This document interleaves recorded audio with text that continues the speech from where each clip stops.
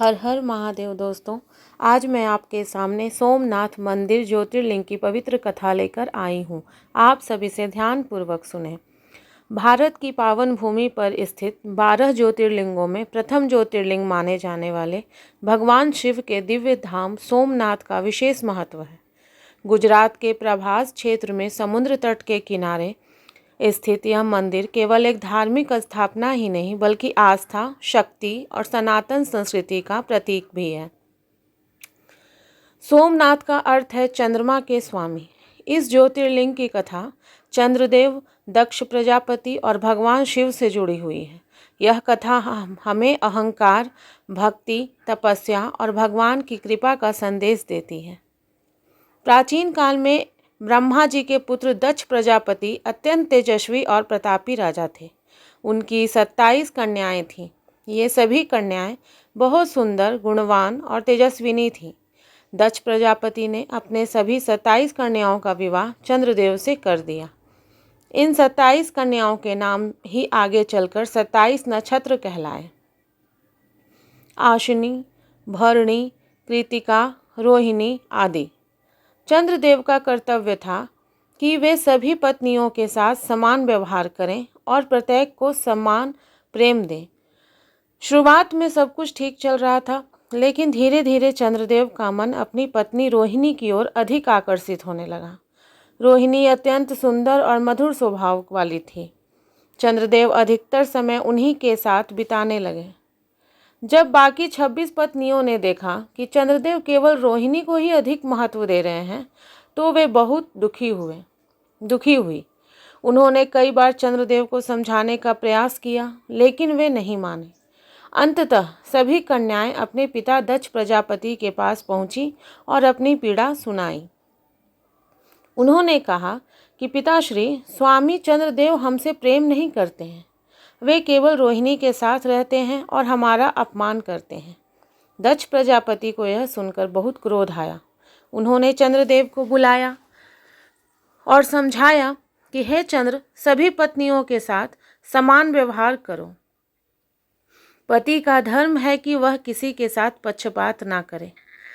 चंद्रदेव उस समय तो सिर झुका लिए, लेकिन अपने व्यवहार में कोई परिवर्तन नहीं किया। जब चंद्रदेव ने बार बार समझाने पर भी अपनी आदत नहीं बदली, तब दक्ष प्रजापति अत्यंत क्रोधित हो गए। उन्होंने चंद्रदेव को श्राप दे दिया कि हे चंद्र, तुम्हें अपने सौंदर्य और तेज का बहुत घमंड है ना, इसलिए मैं तुम्हें श्राप देता हूँ कि तुम्हारा तेज धीरे धीरे नष्ट हो जाएगा। दक्ष के श्राप का प्रभाव तुरंत दिखाई देने लगा। चंद्रदेव का प्रकाश कम होने लगा। उनका शरीर दुर्बल और कांतिहीन हो गया। पूरा संसार प्रभावित होने लगा। चंद्रमा के क्षीण होने से प्रकृति का संतुलन बिगड़ गया। औषधियाँ सूखने लगीं, समुद्र में ज्वार भाटा प्रभावित होने लगे, वनस्पतियाँ मुरझाने लगीं। देवता और ऋषि चिंतित हो उठे। चंद्रदेव अपनी दशा देखकर भयभीत हो गए।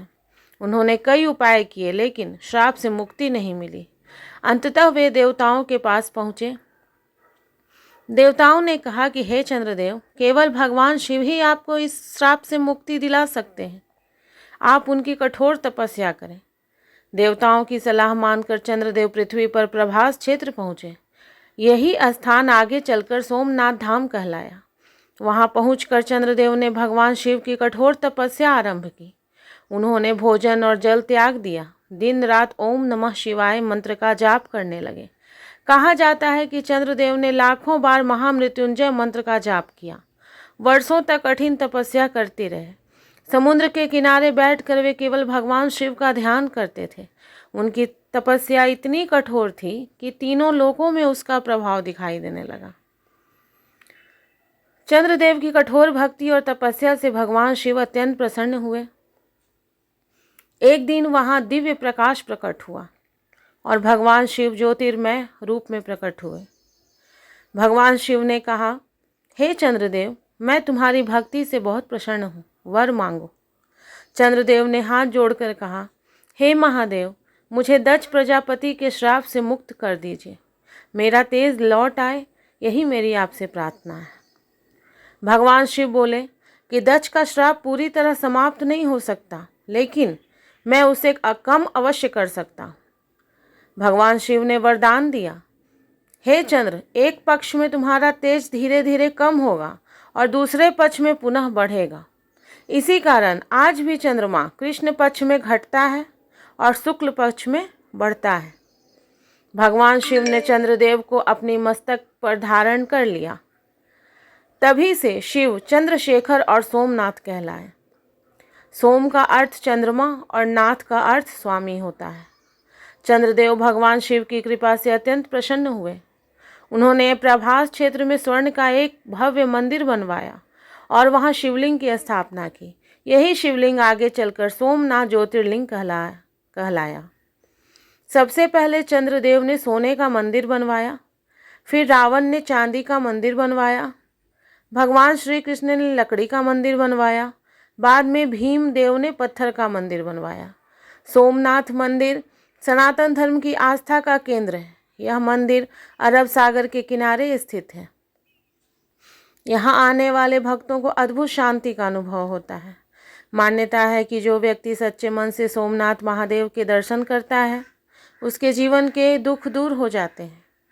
वह ज्योतिर्लिंग विशेष रूप से मानसिक शांति देते हैं, रोगों से मुक्ति देते हैं, चंद्र दोष निवारण होता है और मनोकामनाओं की पूर्ति के लिए भी वह प्रसिद्ध है। प्रभास क्षेत्र का संबंध भगवान श्री कृष्ण से भी जुड़ा हुआ है।